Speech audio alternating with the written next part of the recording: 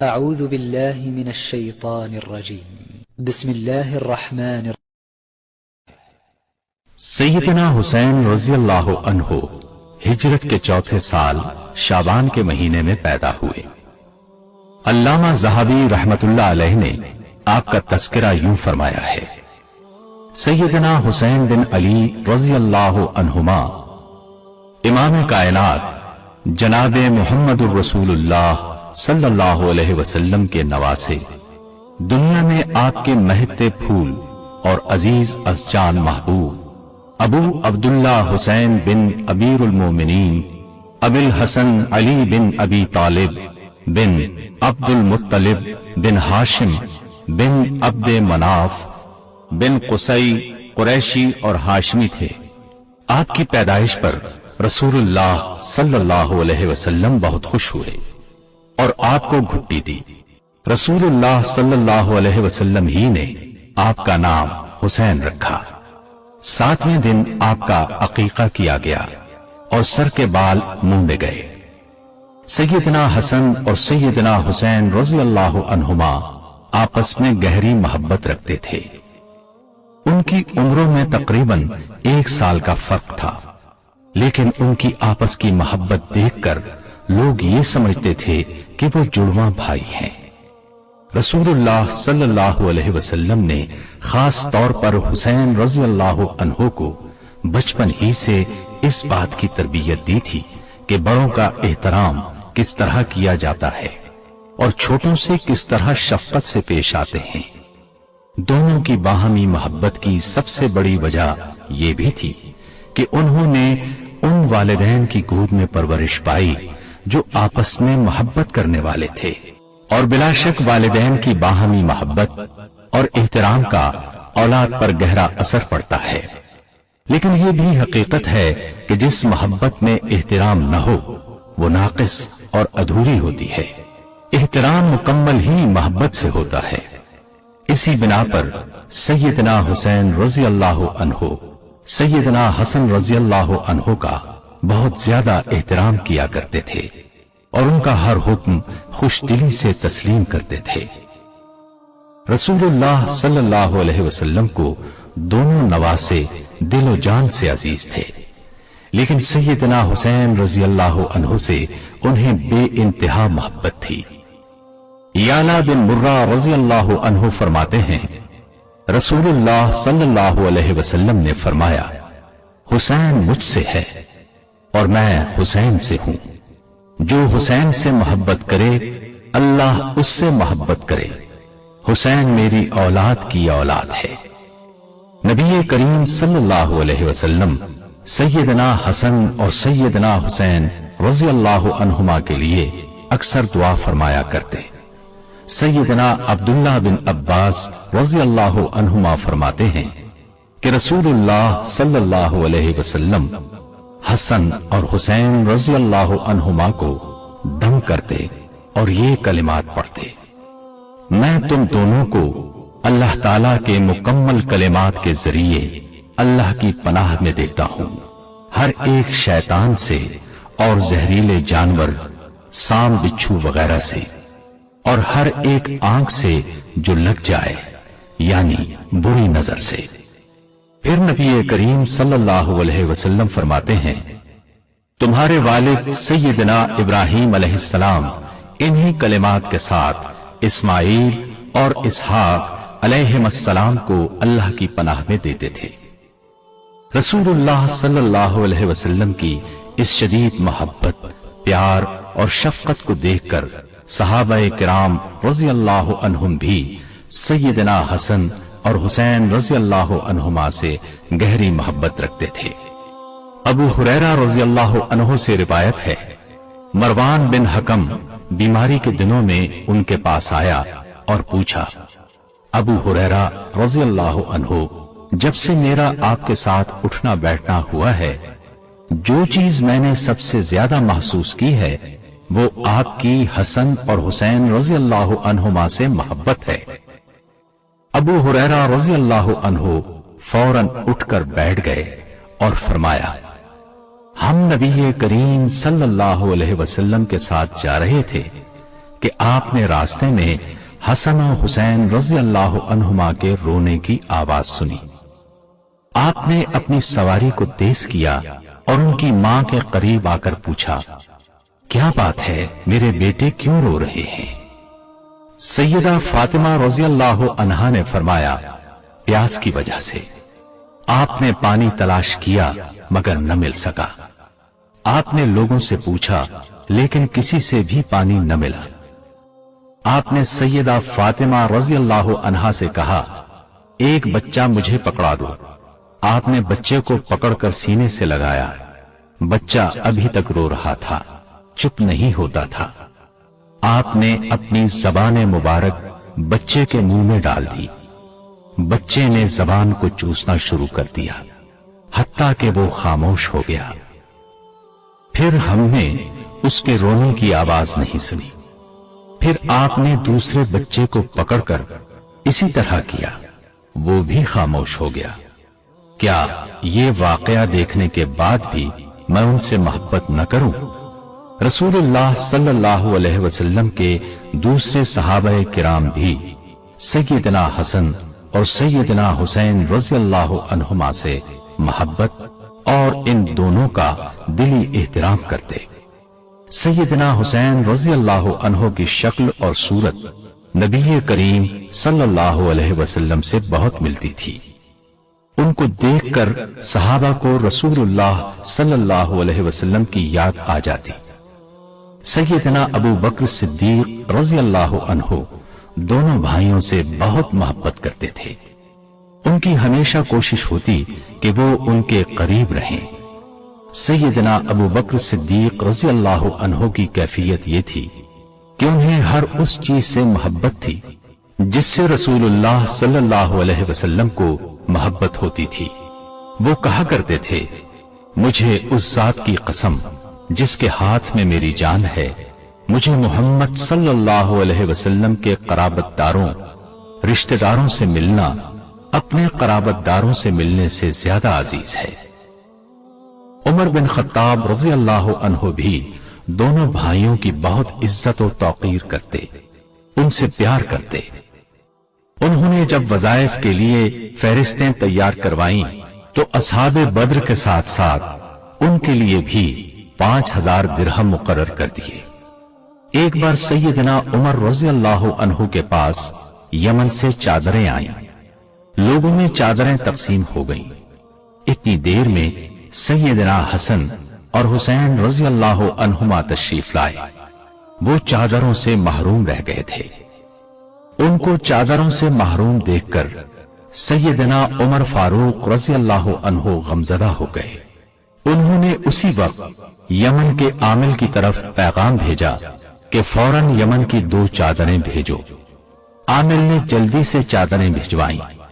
چادریں آتے ہی آپ نے دونوں کو پہنچا دیں اور فرمایا، میرا دل اب ٹھنڈا ہوا ہے، یعنی میرے دل کو اب سکون ملا ہے۔ حسین رضی اللہ عنہ فرماتے ہیں، ایک دن میں سیدنا عمر رضی اللہ عنہ کے پاس گیا۔ آپ معاویہ رضی اللہ عنہ کے ساتھ تنہائی میں بیٹھے تھے اور عبداللہ دروازے پر تھے۔ وہ واپس ہوئے تو میں بھی واپس آ گیا۔ عمر رضی اللہ عنہ نے فرمایا، آپ عبداللہ سے زیادہ اجازت کا حق رکھتے ہیں۔ جب کبھی سیدنا حسین رضی اللہ عنہ سواری پر سوار ہونے لگتے تو عبداللہ بن عباس رضی اللہ عنہما ان کی سواری کی رکاب تھام لیا کرتے تھے اور اس کو اپنے لیے ایک نعمت اور اعزاز سمجھتے تھے۔ عزار بن حریث رحمت اللہ علیہ سے روایت ہے کہ عمرو بن عاص رضی اللہ عنہ کعبے کے سائے میں تشریف فرما تھے۔ ان کی نظر سیدنا حسین رضی اللہ عنہ پر پڑی تو فرمایا، یہ زمین پر رہنے والوں میں سے آسمان والوں کو زیادہ محبوب ہے۔ جب کبھی حسین رضی اللہ عنہ خانہ کعبہ کا طواف کرتے، لوگ سلام کے لیے ان کی طرف ٹوٹ پڑتے، ایک ہجوم اکٹھا ہو جاتا۔ صحابہ کرام رضی اللہ عنہم کی یہ محبت ان کے بچپن سے لے کر بڑی عمر تک یکساں انداز میں تھی۔ اس کی وجہ یہ تھی کہ لوگ ان میں رسول اللہ صلی اللہ علیہ وسلم کی صفات دیکھتے تھے۔ سیدنا حسین رضی اللہ عنہ کی ذاتی زندگی عبادت، پختہ ایمان اور تقوی کا بہترین نمونہ تھی۔ وہ بہت زیادہ روزے رکھتے، حج ادا کرتے۔ آپ کی دعاؤں اور عبادت کے دوران عجز و نیاز سے آپ کا تقوی بہت نمایاں ہو کر سامنے آتا ہے۔ آپ اس طرح اللہ تعالی سے مناجات کرتے، اے اللہ، تو ہی ہر مصیبت میں مجھے ثابت قدم رکھنے والا ہے، میں تیری رحمت کا امیدوار ہوں، ہر تکلیف کو دور کرنے والا، ہر نعمت عطا کرنے والا تو ہی ہے، جس کو تو تکلیف دے دے اس پر احسان کرنے والا بھی تو ہی ہے۔ اے میرے معبود، تو نے مجھے نعمتیں عطا کی ہیں، مجھے شکر کرنے والا نہیں پایا، مجھے آزمایا، مجھے صبر کرنے والا نہیں پایا۔ تو نے میری ناشکری کی وجہ سے مجھ سے نعمتیں نہیں چھینی، اور نہیں میری بے صبری کی وجہ سے میری تکلیف ہمیشہ رہنے دی۔ آپ کی دعائیں اس بات کا مظہر ہیں کہ آپ کی نظر میں بزرگ و برتر ذات وہی ایک ہے، وہی نفع و نقصان دینے والی ہے، زندگی اور موت اسی کے ہاتھ میں ہے۔ اس واضح حقیقت کو پانے والے کی نمازیں، تسبیح و تحلیل، غرض تمام عبادات خلوص نیت اور خشوع و خضوع سے بھرپور کیوں نہ ہوں گی۔ سیدنا حسین رضی اللہ عنہ بہت زیادہ سخی تھے، جو بھی ان سے سوال کرتا اس کو اتنا دیتے کہ اس کی فقیری ختم ہو جاتی، تنگ دستی مٹ جاتی۔ ایک دفعہ ایک سائل مدینے کی گلیوں میں گھومتا پھرتا سیدنا حسین رضی اللہ عنہ کے دروازے پر آن پہنچا۔ اس نے دروازے پر دستک دی اور اشعار پڑھے جن کا مفہوم یہ ہے: جس نے تیرے دروازے کی کنڈی کو حرکت دی، آج نا امید نہیں جائے گا، تو سخی ہے، تو سخاوت کی کان ہے، تیرے باپ نے فاسقوں کو قتل کیا۔ سیدنا حسین رضی اللہ عنہ اس وقت نماز پڑھ رہے تھے۔ سوالی کا سوال اور شعر کانوں میں پڑے تو اپنی نماز مختصر کر دی۔ اٹھ کر سوالی کے پاس گئے، اس کی مفلوق الحالی دیکھی، چہرے پر فاقے کے آثار نمایاں تھے۔ پلٹ کر گھر آ گئے، اپنے غلام قمبر کو بلایا اور اس سے پوچھا، خرچ کی رقم میں سے تمہارے پاس کیا بچا ہے؟ اس نے کہا 200 درہم، جو آپ نے اپنے گھر والوں پر خرچ کرنے کے لیے کہے ہیں۔ آپ نے فرمایا، انہیں لے آؤ، جو آ گیا ہے وہ ان کا زیادہ حقدار ہے۔ قمبر درہم لے کر آیا تو آپ نے درہم اس سوالی کے حوالے کر دیے۔ سیدنا حسین رضی اللہ عنہ کا معمول تھا کہ کسی سوالی کو خالی نہیں لوٹاتے تھے، حتیٰ کہ شعراء کو بھی عطا کر دیتے۔ آپ کے بڑے بھائی سیدنا حسن رضی اللہ عنہ نے شعراء کو مال دینے پر ڈانٹا تو آپ نے جواب دیا، بہتر مال وہ ہے جس سے عزت بچ جائے۔ بہادری، شجاعت اور ثابت قدمی سیدنا حسین رضی اللہ عنہ کی شخصیت کے نمایاں اوصاف تھے۔ ایک دفعہ حسن رضی اللہ عنہ نے ان سے کہا، میں چاہتا ہوں کہ تمہاری حوصلہ مندی سے کوئی حصہ مجھے بھی مل جائے۔ حسین رضی اللہ عنہ فرمانے لگے، میں چاہتا ہوں کہ آپ کی قوت گویائی، فصاحت و بلاغت سے مجھے بھی کچھ حصہ مل جائے۔ لشکر قسطنطنیہ کی طرف جا رہا تھا۔ سیدنا حسین رضی اللہ عنہ نے اس لشکر میں مجاہد کے طور پر شامل ہونے کے لیے سیدنا معاویہ رضی اللہ عنہ سے اجازت طلب کی اور ایک عام مجاہد کی طرح اس لشکر میں شامل ہو گئے۔ جہاد کی پکار بلند ہوتے ہی ہر چیز بھلا کر لبیک کہتے ہوئے اللہ کے دین کی سربلندی کے لیے اسلامی لشکر میں شامل ہو گئے۔ سیدنا علی کی شہادت کے بعد حسن رضی اللہ عنہ جب خلیفہ بنے تو حسن رضی اللہ عنہ نے اپنی خلافت سے دستبردار ہو کر اتحاد امت کے عظیم مقصد کی خاطر سیدنا معاویہ رضی اللہ عنہ کو خلیفہ تسلیم کر لیا تھا۔ سیدنا حسین رضی اللہ عنہ کو اس فیصلے سے ابتدا میں اختلاف رہا، لیکن پھر انہوں نے تسلیم کر لیا۔ یزید بن معاویہ خلافت پر بھی ہوا اور انہوں نے یزید کی بیعت کرنے سے گریز کیا۔ یہ صورتحال دیکھ کر عراق کے شہر کوفے کی عام شخصیات نے سیدنا حسین رضی اللہ عنہ کو خطوط لکھے کہ ہم آپ سے بیعت کرنے کو تیار ہیں، آپ ہمارے پاس تشریف لے آئیں۔ جب آپ نے کوفے کی طرف جانے کا ارادہ کر لیا تو امرا نامی ایک خیر خواہ نے آپ کو خط لکھا۔ خط میں اس نے سیدنا حسین رضی اللہ عنہ کو ان کے ارادے اور اس کے انجام کی ہولناکی کا احساس دلایا، اور یہ بھی لکھا کہ آپ اپنی قتل گاہ کی طرف جا رہے ہیں۔ اس نے یہ بھی لکھا، رسول اللہ صلی اللہ علیہ وسلم نے سیدہ عائشہ رضی اللہ عنہا سے فرمایا، آج میرے گھر میں وہ فرشتہ آیا ہے جو پہلے کبھی نہیں آیا، اور اس نے کہا ہے کہ حسین قتل ہوں گے، اور اگر آپ چاہیں تو میں آپ کو وہ مٹی دکھا دوں۔ حسین رضی اللہ عنہ نے یہ پڑھ کر کہا، پھر لازماً وہی میری قتل گاہ ہوگی۔ جب سیدنا حسین رضی اللہ عنہ نے کوفہ جانے کا ارادہ کیا تو عبداللہ بن زبیر رضی اللہ عنہما نے کہا، آپ کہاں جا رہے ہیں؟ اس قوم کی طرف جس نے آپ کے والد کو قتل کیا، آپ کے بھائی کو طعن و تشنیع کا نشانہ بنایا۔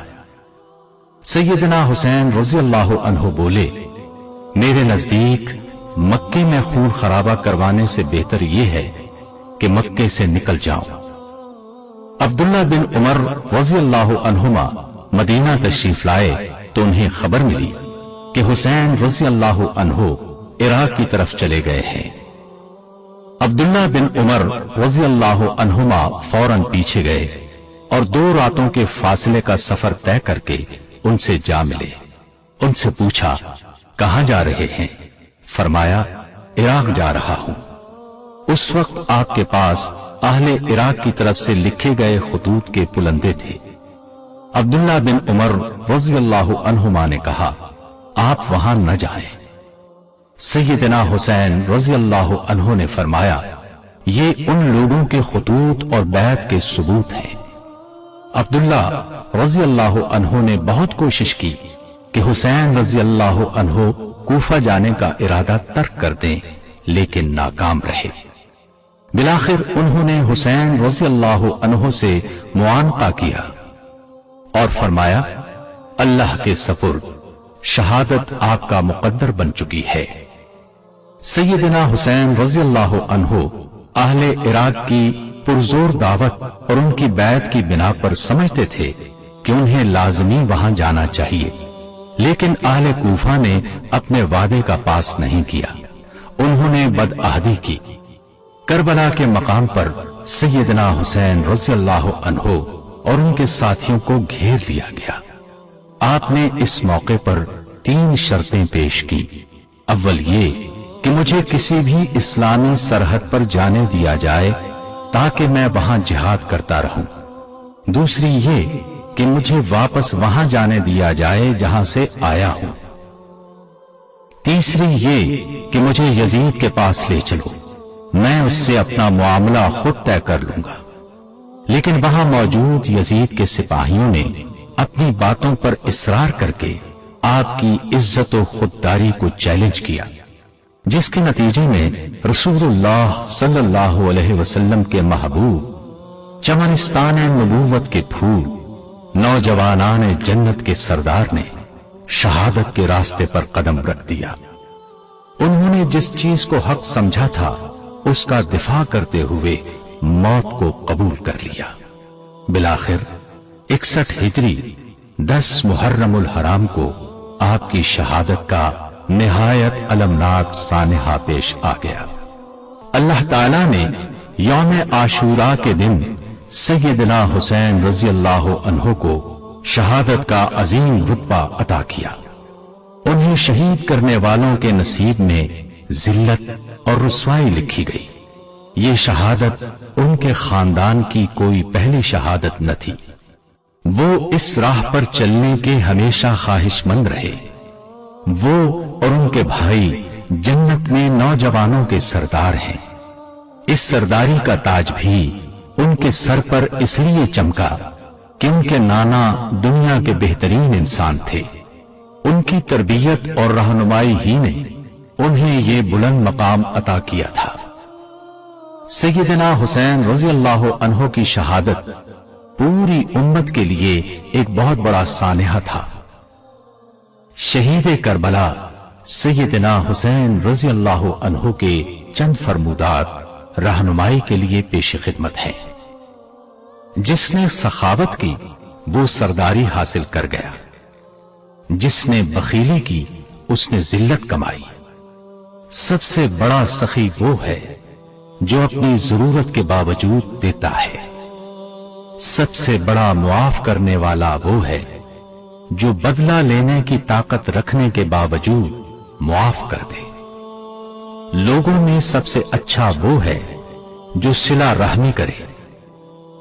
جو کسی کے ساتھ بھلائی کرتا ہے اللہ تعالیٰ اس کو اچھا بدلہ دے گا، اور اللہ بھلائی کرنے والوں کو پسند کرتا ہے۔ سخاوت میں ایک دوسرے سے بڑھ چڑھ کر حصہ لیا کرو۔ ہدیے اور عطیات سے تعریف کماؤ، اور جان رکھو کہ نیکی تعریف اور نیک نامی کا سبب اور اجر کا ذریعہ ہے۔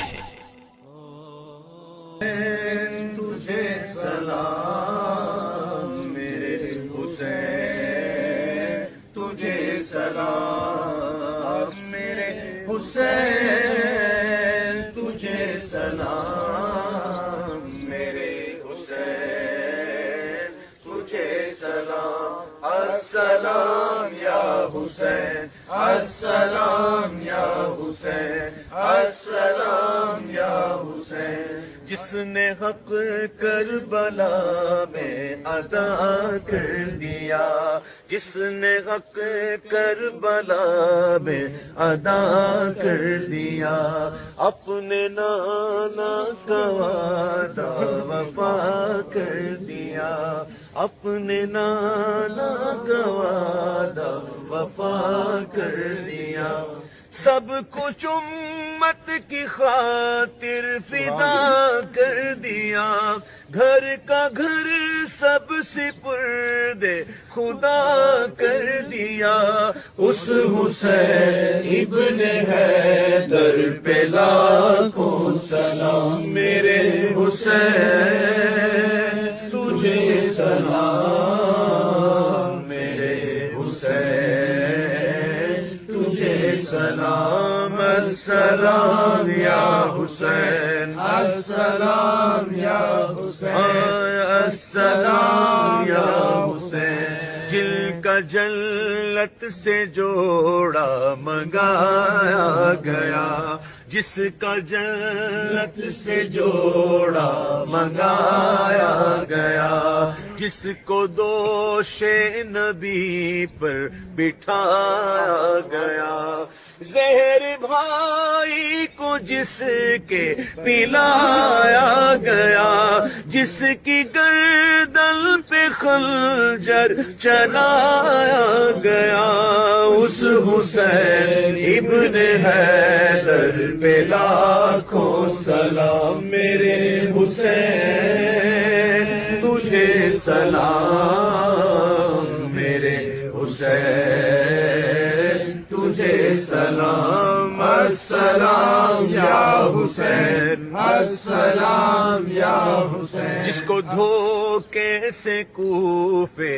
بلایا گیا، اور بلا کر کے ناحق ستایا گیا، جس کے بچوں کو پیاسا ستایا گیا، جس کی گردن پہ خنجر چلایا گیا، اس حسین ابن حیدر پہ لاکھوں سلام میرے حسین تجھے سلام میرے حسین تجھے سلام السلام یا حسین السلام یا حسین السلام یا حسین الحمدللہ رب العالمین والصلاة والسلام علی سید الانبیاء والمرسلین یا اللہ